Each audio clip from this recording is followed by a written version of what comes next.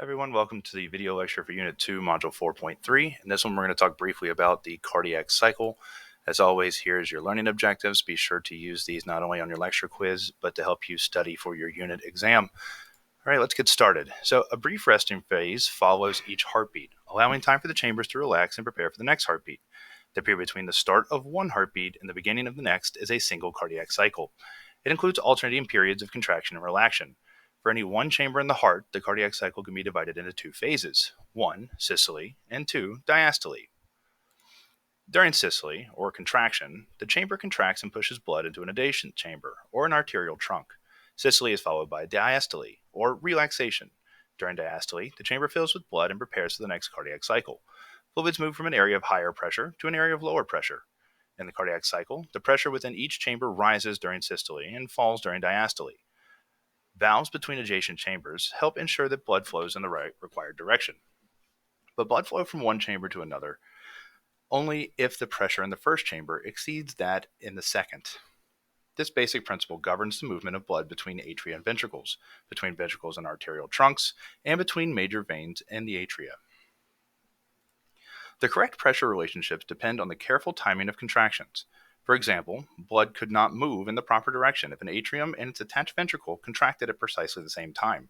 The heart's elaborate pacemaking and conducting system normally provides the required spacing between atrial systole and ventricular systole. At a representative heart rate of 75 beats per minute or so, a sequence of systole and diastole is either the atria or the ventricle, lasts about 800 milliseconds. The phases of the cardiac cycle, atrial systole, atrial diastole, ventricular systole, and ventricular diastole, are diagrammed for a heart rate of 75 beats per minute. When the cardiac cycle begins, all four chambers are relaxed, and the ventricles are partially filled with blood. Let's start by focusing on the atria. During atrial systole, the atria contract, filling the ventricles completely with blood. Atrial systole lasts about 100 milliseconds or so. Over this period, blood cannot flow into the atria because the atrial pressure exceeds venous pressure, yet there is very little backflow into the veins, even though the connections with the venous system lack values. The reason is that blood takes a path of least resistance. Resistance to blood flow to the broad AV connections and into the ventricles is less than that to the smaller angled openings of the large veins. The atria next enter atrial diastole, which continues until the start of the next cardiac cycle. Atrial diastole and ventricular systole begin at the same time. Ventricular systole lasts about 270 milliseconds. During this period, the ventricles push blood through the systemic and pulmonary circuits and towards the atria. The heart then enters ventricular diastole, which lasts about 530 milliseconds, the 430 milliseconds remaining in the cardiac cycle, plus the first 100 milliseconds of the next, when the atria are again contracting. For the rest of this cycle, filling occurs passively, and both the atria and the ventricles are relaxed. The next cardiac cycle begins with atrial systole, which completes the filling of the ventricles. When the heart rate increases, all the phases of the cardiac cycle are shortened. The greatest reduction occurs in the length of time spent in diastole. When the heart rate climbs above 75 beats per minute to 200 beats per minute, the time spent in systole drops by less than 40%, but the duration of diastole is reduced by almost 75%.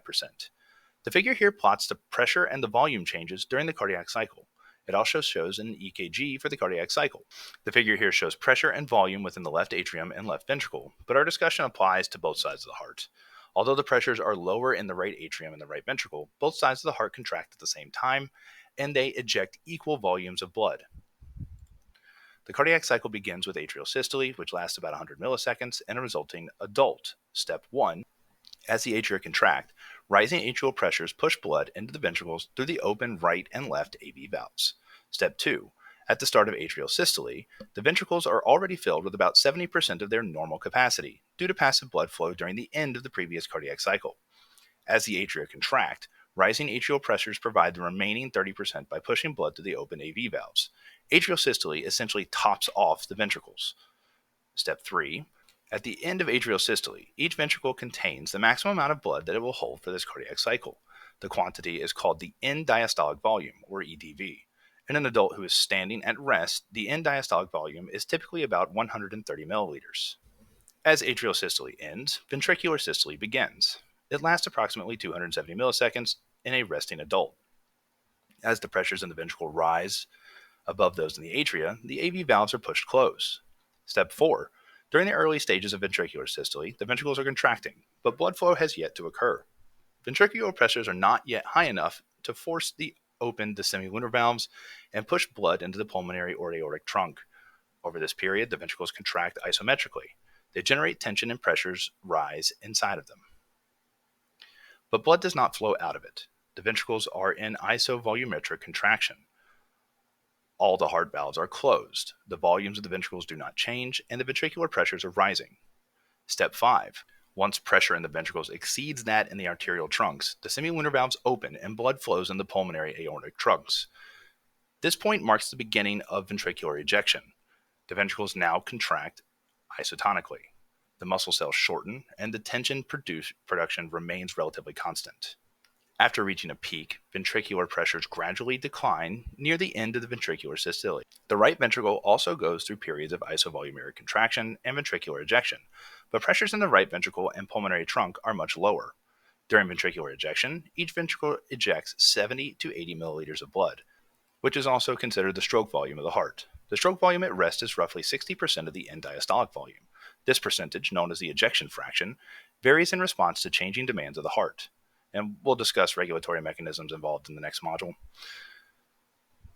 Step 6. At the end of ventricular systole approaches, ventricular pressures fall rapidly. Blood in the aorta and the pulmonary trunk now starts to flow back into the ventricles, and this movement closes the semilunar valves. As the backflow begins, pressure decreases in the aorta. When the semilunar valves close, pressure rises again as the elastic arterial walls recoil. This small, temporary rise produces a valley in the pressure tracing, called a dicrotic notch. The amount of blood remaining in the ventricle when the semilunar valve closes is the end systolic volume. At rest, the end systolic volume is about 50 milliliters, or about 40% of the end diastolic volume. The period of ventricular diastole lasts for the 430 milliseconds remaining in the current cardiac cycle and continues through the atrial systole in the next cycle. Step 7. All of the heart valves are now closed, and the ventricular myocardium is relaxing. Because ventricular pressures are still higher than atrial pressures, blood cannot flow into the ventricles. This is isovolumeric relaxation. Ventricular pressures drop rapidly over this period because the elasticity of the connective tissues of the heart and the cardiac skeleton helps re-expand the ventricles towards their resting dimensions. Step 8. When ventricular pressures fall below those of the atria, the atrial pressures force the AV valves open. Blood now flows from the atria into the ventricles. Both the atria and the ventricles end diastole, but the ventricular pressures continue to fall as the ventricular chambers expand. Throughout this period, pressures in the ventricles are so far below those in the major veins that the blood pours through the relaxed atria and on through the open AV valves into the ventricle. This passive mechanism is the primary method of ventricular filling. The ventricles become nearly 3/4 full before the cardiac cycle ends.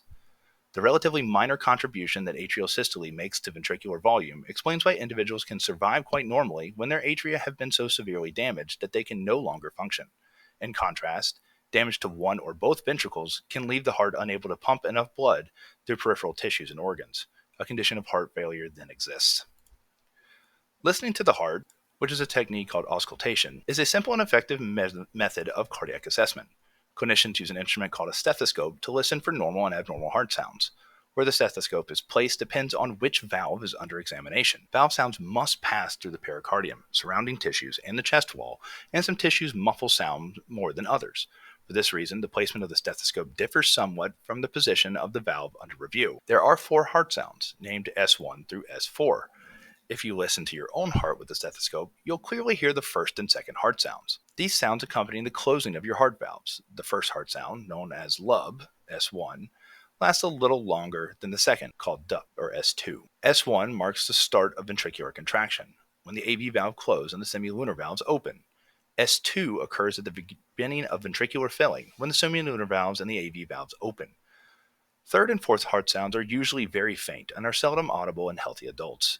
These sounds are associated with blood flowing into the ventricles, S3, and atrial contraction, S4, rather than with valve action. If the valve cuffs are malformed, or there are problems with the papillary muscles or the chordae tendineae, the heart valves may not close properly. AV valve regurgitation then occurs during ventricular systole. The surges, swirls, and eddies that accompany regurgitation create a rushing, gurgling sound known as a heart murmur. Minor heart murmurs are common and inconsequential.